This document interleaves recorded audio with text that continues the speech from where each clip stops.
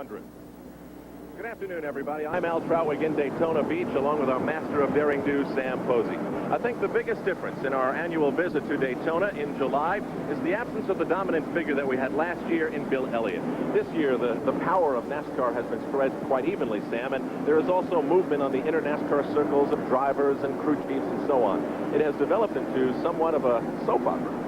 It has, and at this point in the season, which is exactly halfway through the year, each of the drivers has learned to play his particular role and play it very well. For example, Dale Earnhardt, he's the tough guy, mean and feared, and he likes it that way.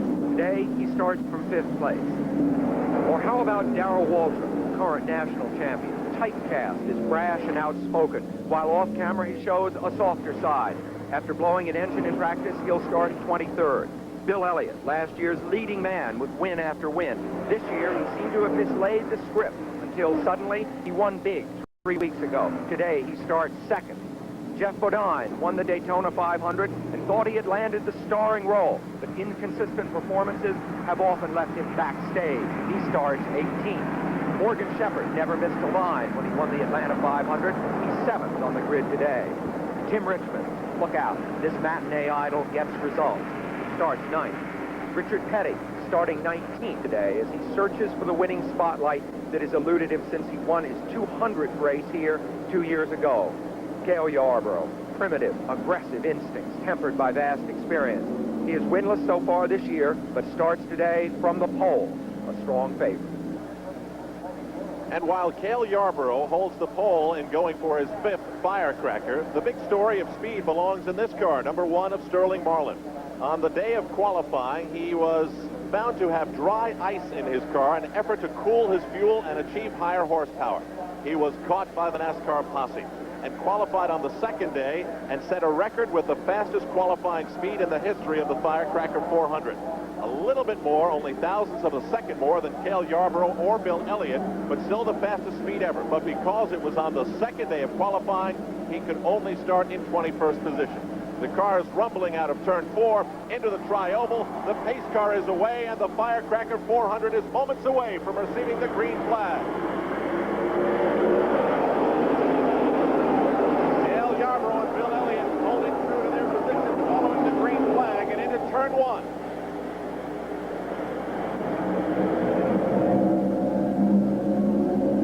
Still side by side, Elliott inching in front. Number 55. Right behind them is Benny Parsons in row 2. Of the leaders right now, Yarborough and Baker have won this race in the past. Parsons and Elliott have not.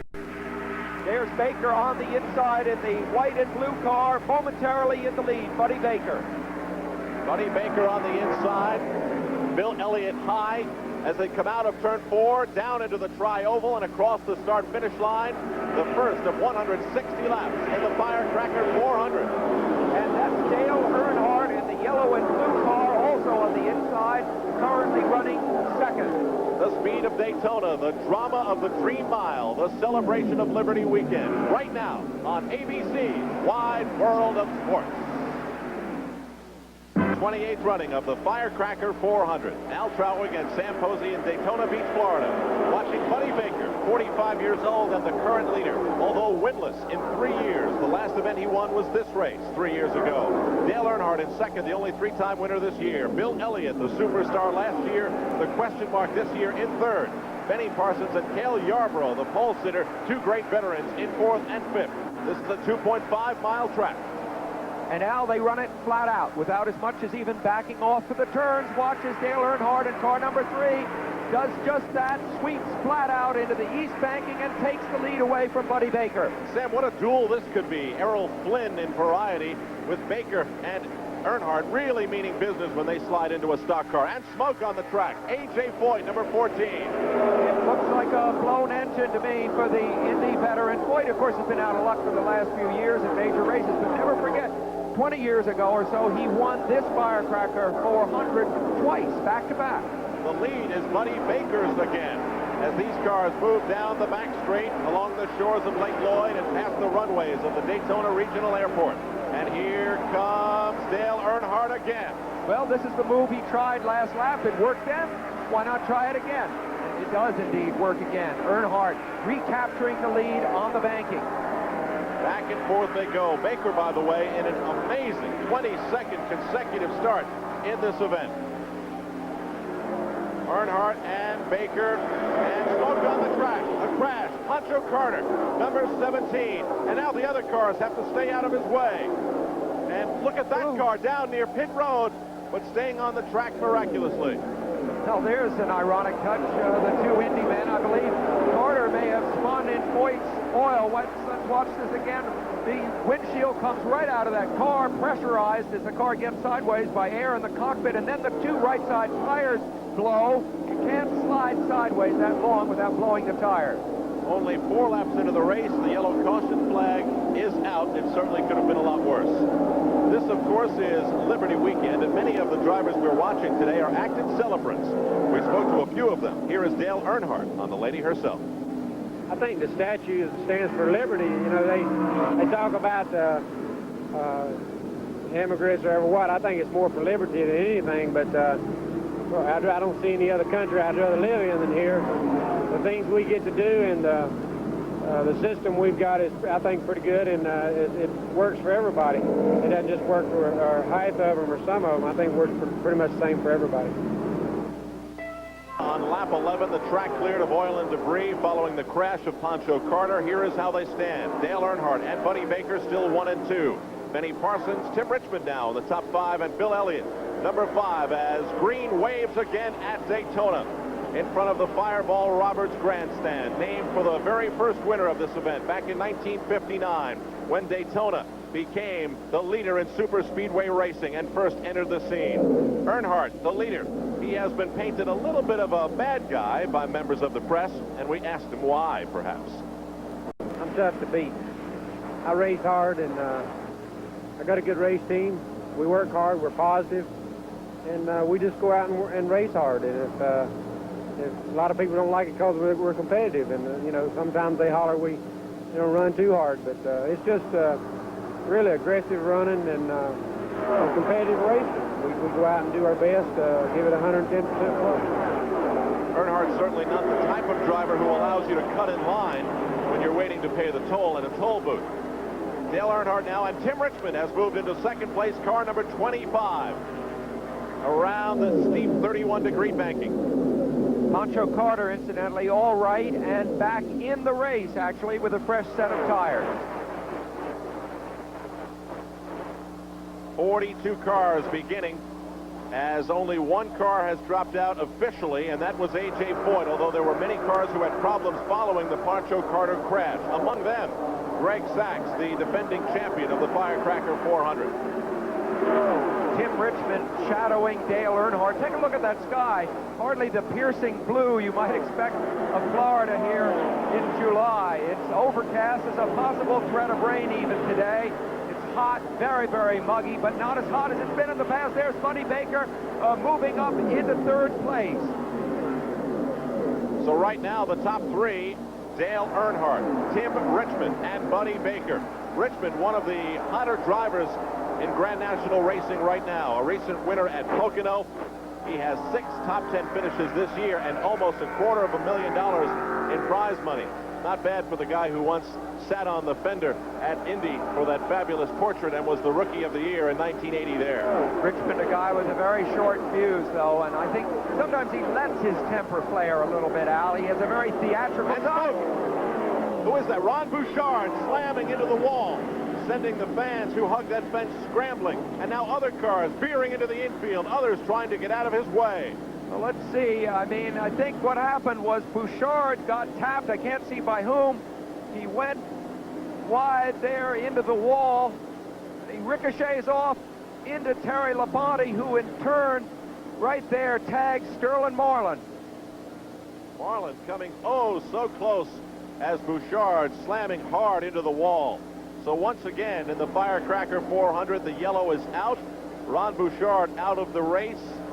We still have no idea if he is okay. Meanwhile, Cale Yarborough, the pole sitter who qualified at better than 203 miles per hour into the pits, maybe early trouble, maybe just trying to straighten out a few things. Certainly things were better for him yesterday with wife Betty Jo, daughter BJ, and Kelly as they celebrated at the beach.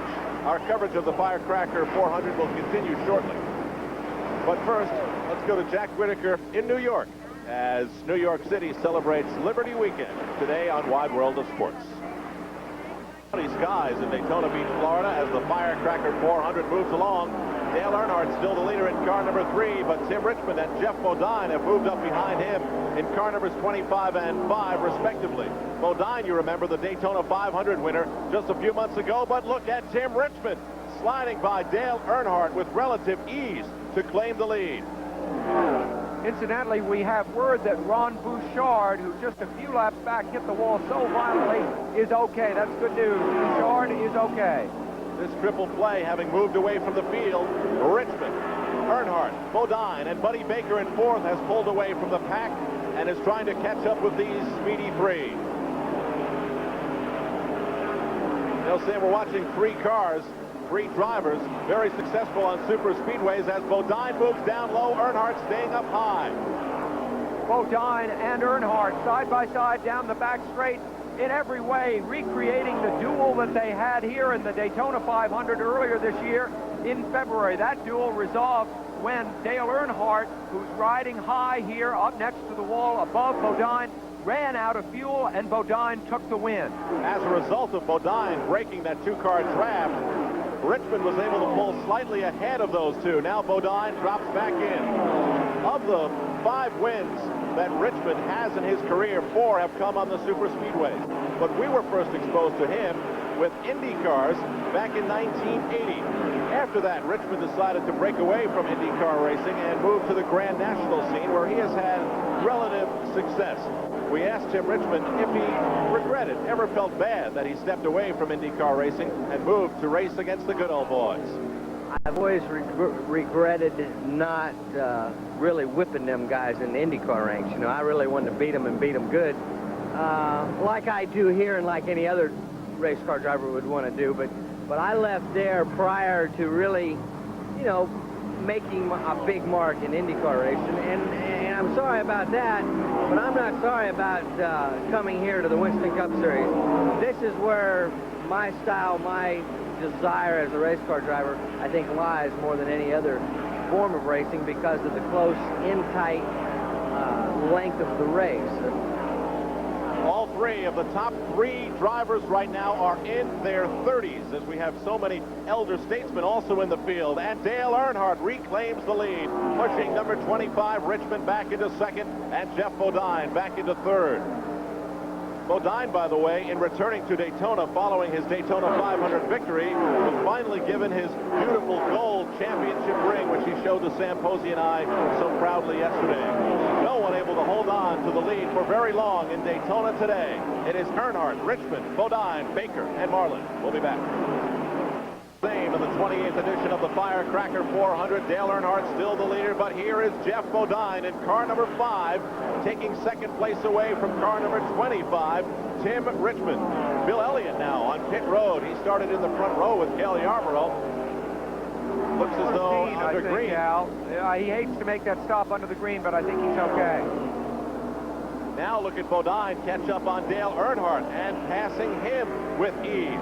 Jeff Bodine now the leader. Earnhardt, car number 3, dropping to 2nd. Tim Richmond still holding 3rd, and Buddy Baker not too far behind. Bodine, incidentally, relatively small physically. He's 5'9", weighs about 155 pounds. He brought power steering into the world of NASCAR racing to make the cars a little bit easier to steer, and he also brought cool suits and cool hats to keep the drivers cooler. He's not a sissy by any means. He just knows he's smaller than most of the other guys and wants to be able to get through the race in good shape. Here's Richard Petty, who's a couple of laps back. He's having a little trouble with one of the cylinders of his engine. You see him wearing that towel there in his mouth. That's a damp cloth, and it keeps his lips moist. Funny that he doesn't wear gloves, don't you think, Al? I mean, given the risk of fire, I know it's smaller than it used to be before the fuel cells came along, but boy, if it was me, I'd have my gloves on. Meanwhile, Buddy Baker is right there. It's now a 4-car battle, but look at Jeff Bodine.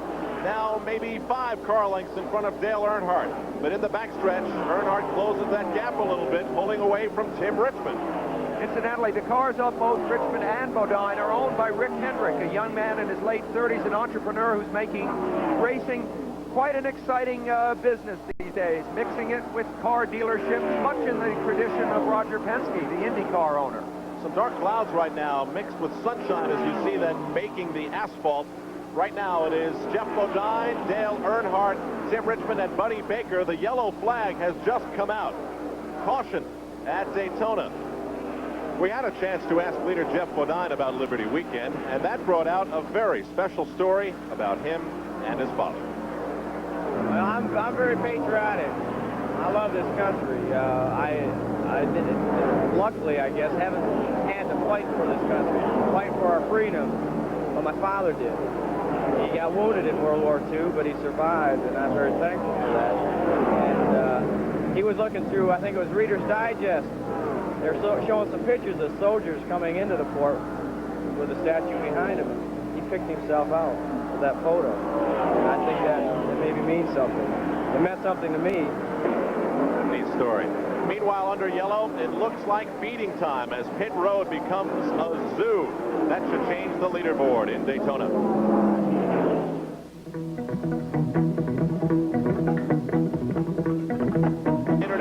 Speedway, watching quite a battle between Jeff Bodine, Buddy Baker, and Dale Earnhardt. 1, 2, 3. Sterling Marlin moving all the way up from 21st spot, the fastest qualifier right behind them, and look at Buddy Baker moving by, or trying to move by, Jeff Bodine. And now a tightly packed bunch down the back straight.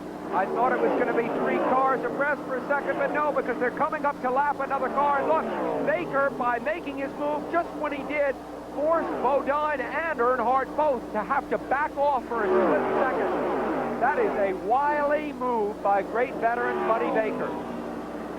You know, I think if there's any weakness in the Baker situation, it's that he doesn't have a crew chief of the experience of some of the other teams. He really knows more about how to race these races than his crew does. So Buddy at the wheel is having to make some of the critical strategic decisions himself. That's tough. Baker starting in row 2 behind Yarborough and Elliott, who have been having their problems today, and now showing some strength, pulling away from Bodine and Earnhardt. And now Dale Earnhardt moving on by Jeff Bodine to claim second place again. Well, Sam, I said it earlier, but it's so true. No one's able to hold on to a position for very long up near the front of this pack. An enduring myth in NASCAR racing is that these stock cars, as they are known, are the same Buicks and Fords and Chevys that you can buy in the showroom, just tuned up a bit. But in reality, these cars have chassis built specifically for racing and engines which are only the block itself is stock. The bodies resemble stock machines, if you don't count the spoilers and so forth, but just don't try to buy one of these things in the showroom because you can't do it. More slow traffic being passed by Buddy Baker, moving by a jetliner on the runway of the airport down the back straight. Dale Earnhardt at one time trailing by 6 car lengths, and now a spin. A spin, Rick Wilson in car number 4, quickly able to hold it and prevent serious damage. So the yellow flag out again under threatening skies. Now we're thinking about rain, and that could be a problem. We will complete our coverage of the Firecracker 400 a little bit later. But right now, let's go to Marty LaCour at Bislett Stadium, and Daytona continues. We had the threat of rain earlier, and the rain did come. But now with some yellow caution flags and a couple of green pit stops by Jeff Bodine and Dale Earnhardt earlier involved in the lead, things have changed dramatically. Sterling Marlin in car number 1 is the leader. Behind him right now there, car number 22, Bobby Allison, like Buddy Baker, in his 22nd consecutive start in the Firecracker 400. After Allison, it is Cale Yarborough putting on a tremendous charge. Buddy Baker at 88 in 4th. There's Yarborough. There's Baker. And right behind Baker is car number 25, Tim Richmond. We have what almost amounts to a senior citizen sandwich. Marlin is 29, Richmond is 31. The 3 cars between them, Allison at 49, Yarborough at 46, and Baker at 45. And Marlin at this point last year, there comes Bobby Allison trying him on the inside. Marlin didn't even have a full-time job at this stage of the season last year. He was selling real estate. They are side by side, even though there's enough air between them to drive a couple of cars through. Now, of course, they are door handle to door handle in that east banking with Bobby Allison edging ahead. Al, you painted a very accurate picture, I think, of the youth versus experience that we're seeing in the battle here for the lead. Bobby Allison, obviously the experienced one. Sterling Marlin, the youthful one. What does it really mean at this stage of the race? Maybe not so much where they're just exchanging position here. Where it will really start to count as we get toward the last stages of the race. That's when you need the experience. You know, the older drivers are waiting longer and longer for victories. Bobby Allison didn't win for 2 years until a recent win at Talladega. We know that Richard Petty's been waiting. We know that Cale Yarborough's been waiting. We know that Buddy Baker's been waiting. And there goes Sterling Marlin, putting his car number 1 back in the front position over Bobby Allison. Yarborough still remaining in third, Baker in fourth. They prepare to enter, and now Bobby Allison looks as though he's sliding down onto pit road, where Dr. Jerry Punch of the Motor Racing Network is waiting. He is our pit reporter today. Let's go down to Jerry. Bobby Allison, the 48-year-old leader of the Alabama gang, will make his final pit stop, brings his Buick to a screeching halt here in the pit. Bobby Hudson, the crew chief, and the rest of the crew will go to work on the car. They will add 2 cans of fuel, clean the windshield, change 2 right side tires, and hopefully get him out in under 16 seconds. Allison's car is still in the pit. They're cleaning the windshield. Now on the jack, he's down to the way, 15 and 9/5 seconds. The excess fuel spraying from the 22-gallon tank of Bobby Allison. He roars by Cale Yarborough and back onto the track. The lead, though, and a spin. A spin, car number 2, Rodney Combs, and the yellow waves again at Daytona. So things will be confused even more as the Firecracker 400 continues on Wide World of Sports. In Daytona, the Firecracker 400 moving to its final stages.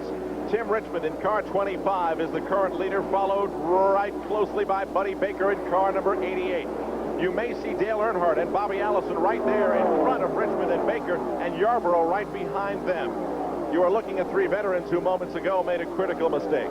As the yellow flag waved, they moved on to pit road, but they did so before the pace car entered the track. As a result, they were lapped and are 1 lap off the pace right now. So they are not figuring in this battle between Richmond and Baker. You know, what happened to Earnhardt, Allison, and Yarborough, as you see the battle now for the lead, it just proves that in this form of racing, split-second strategic decisions are required. To pit or not to pit. Look at Buddy Baker going high there. But when do you pit? I mean, even the old pros can easily make a mistake. On the other hand, oh, look at Bobby Allison cut out suddenly. Buddy Baker didn't make a mistake, and Tim Richmond didn't make a mistake, and suddenly they're controlling this race. Incidentally, Richmond has overcome the need for a long pit stop. You see Richmond leading the race in a long pit stop to replace a cracked windshield. So he has recovered from that to lead the Firecracker 400 in the latter stages. It is Tim Richmond and Buddy Baker, and a 2-car cushion of cars off the pace in Bobby Allison and Cale Yarborough from the 3rd, 4th, and 5th place cars. Right now, it is their race as the sun peeks out from the dark clouds that once hung over the Daytona International Speedway. A sudden move pulling out around Buddy Baker. There is Tim Richmond. He swerved dangerously, but recovered nicely. Buddy Baker trying to slide outside of Richmond. Right now, they are just about nose to nose. Buddy Baker, though, sliding in front to grab the lead over Tim Richmond.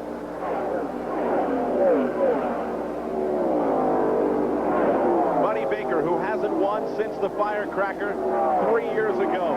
Richmond, a hot driver this year. A win in Pocono, 6 top 10 finishes. Buddy Baker, one of those older drivers who has had to wait a long time between wins, and Richmond, who has been so much in the limelight. And by the way, when we forced Tim Richmond to think about Liberty Weekend, he reflected on America as only he can. Well, you know, there's a lot of problems, and, you know, I haven't been a lot of other places in the world, but I'm just glad to be alive, first of all. And second of all, I'm glad to be an American. You know, what can I say? I'm one of the luckiest people in the world to be able to be an American. And I'm just glad I have a lot of other good people to be the same way. And not only that, but I'm an American stock car racer.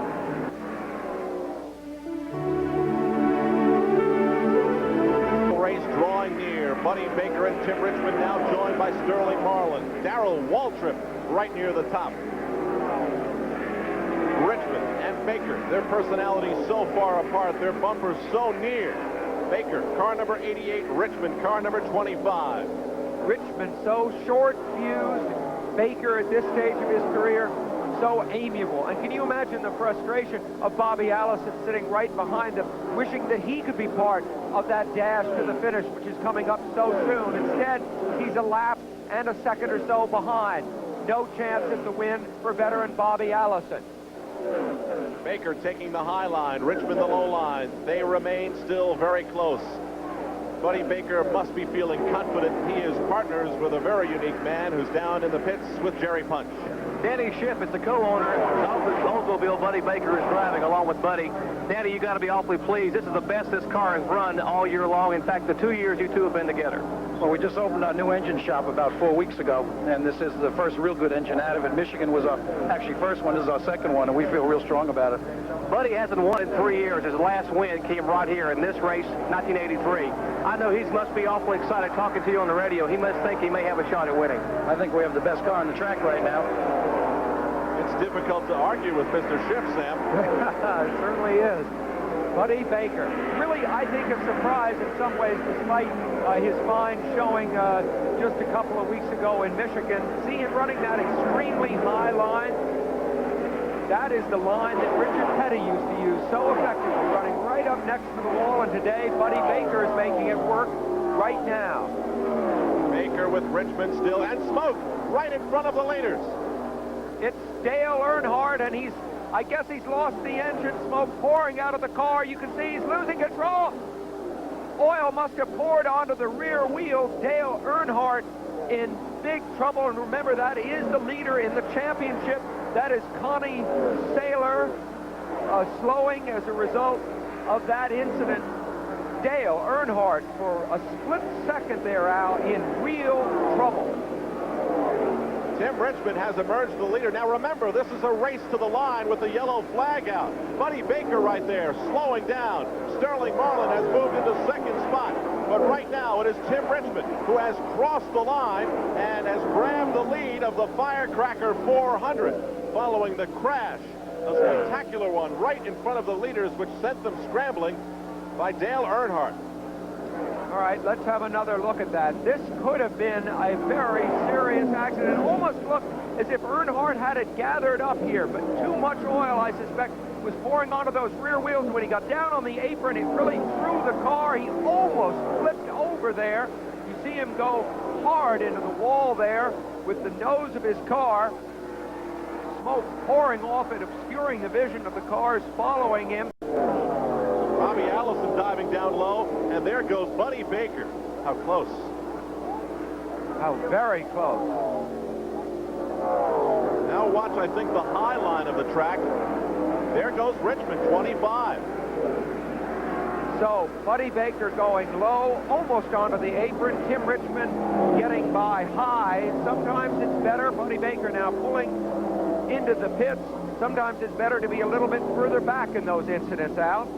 Sam, just think of it. Greg Sachs won last year. Richard Petty the year before him. Buddy Baker the year before him. They all haven't won since they won the Firecracker 400. We'll be back for the finish.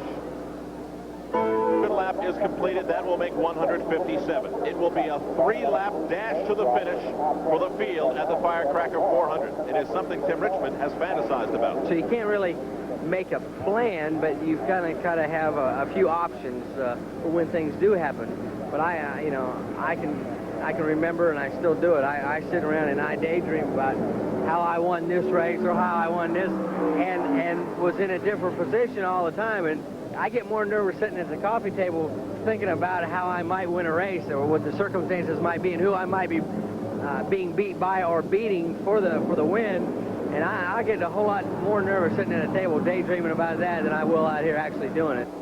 The pace car pulls away. Tim Richmond streaks in front of the field. The green is out. 3 laps to go. Richmond taking full advantage with some nifty driving following the crash of Dale Earnhardt. That did not hurt Earnhardt. He is okay, but it did hurt the feelings of Buddy Baker, who lost the lead as a result of it. Richmond, now you must think maybe thinking back to what happened at Indianapolis, back at the end of May. Look at Richmond now as he cuts to the inside of the track, trying to cut off his pursuers, trying not to let them draft, slipstream it down that back straight. Remember that at Indianapolis, it was Kevin Hogan first on that restart with just 2 laps to go. Bobby Rahal right behind him. And Kevin Cogan did not have enough momentum when the green flag came back out here. Tim Richmond ensured himself of having enough momentum almost by jumping the green flag, as I see it, in order to leave his pursuers behind him. It is interesting to note, Sam, that there's a lot in Tim Richmond's favor right now. 3 things, as a matter of fact, jump to mind. Bobby Allison, 22. Cale Yarborough, 28. Bill Elliott, number 9. Those are the 3 cars behind him, and they are 1 lap off the pace. Sterling Marlin is seconds behind. Richmond has a clear track in front of him. Also interesting to note that the top 5 cars on the restart, it was Richmond, Sterling Marlin, Darrell Waltrip, Ricky Rudd, and Bobby Hillin Jr. had never won at Daytona before. Right now, Richmond looks like he's well on his way to winning for the first time in Daytona as he gets the white flag. 1 lap to go. Yes, but things aren't that secure. Did you notice him slide coming off that last turn? In other words, he is running it right on the limit, cutting across in front of the others down that back straight. It's a move very reminiscent of Neil Bonnet in his prime, trying to make sure that nobody follows him. Right now, Allison is following him, might be able to slipstream past. It doesn't matter. Allison not in a position to win a lap back. And in fact, Allison looking gentlemanly to me, not actually making a bid on Richmond. Richmond looking good. No one seems to be emerging from the pack for a last-minute challenge. Richmond into the tri-oval. Richmond across the finish line. The checkered flag to win the 28th running of the Firecracker 400. His 6th win, 5 of them on super speedways. We had rain, we had yellows, we had a couple of crashes, some nifty driving and mistakes by some important veterans. Yes, and we saw the mixture of aggression on the part of Richmond, tempered with good sense and an awful lot of talent. A good mixture to win this race. Richmond followed by Marlin, Bobby Hillin Jr., Waltrip, and Petty in Daytona. We're finishing 10th. Let's go down to Victory Lane. Were you aware that Bobby Allison was a lap down? Yeah, I was. I knew he was a lap down, and Bobby, you know, being the gentleman he is, you know, he was going to try to crowd me and get by me if he, you know, could have with like 3 laps to go. But when we got with like 2 laps to go and 1 lap to go, you know, he held his line and actually helped me. He didn't hurt me, so I want to thank Bobby, too. We just hung in there all day, and some breaks went our way, and the Folgers car just came through. You know, it was a little tough all day. I was just trying to get in the top 10 there for a while. Then we got to the 5th spot, and then I had to get from 5th to 1st. And luckily, everything worked to my advantage, and unfortunately, to some disadvantage for the other guys. But I'm having fun. Happy birthday, America. Those tubes around Tim's neck feed his cool suit, which certainly worked today. The average speed, the slowest in the history of the Firecracker. There were 8 cautions for 58 laps and a couple of wrecks in which no one was hurt. 29 cars finished, and the margin of victory 1.39 seconds. For Sam Posey and Dr. Jerry Punch, I'm Al Troutwig in Daytona.